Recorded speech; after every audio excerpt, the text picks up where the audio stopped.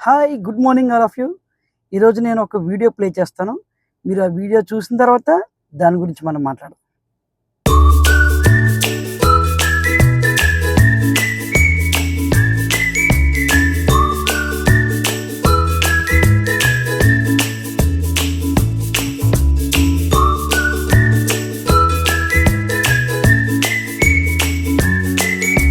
So, మీరు video చూసారుగా?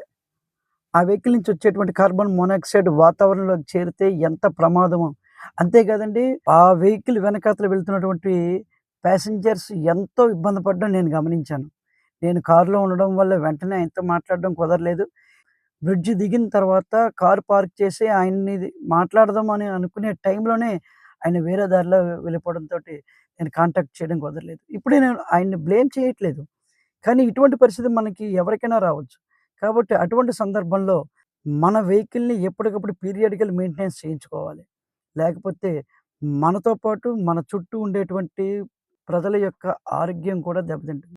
ఇప్పటికే ఎల్‌నినో వంటి పరిస్థితులు ప్రపంచవ్యాప్తంగా ఉన్నాయి. సరైన వర్షాలు పడట్లేదు. సముద్రపు ఉష్ణోగ్రత పెరుగుతున్నాయి.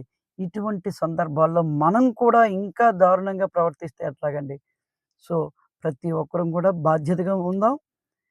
మన నుంచి ఇబ్బంది లేకుండా పర్యావరణానికి మనం పాటుపడదామని జెప్పేసి తెలియజేసుకుంటూ, మీ రత్నకుమార్. జై హింద్.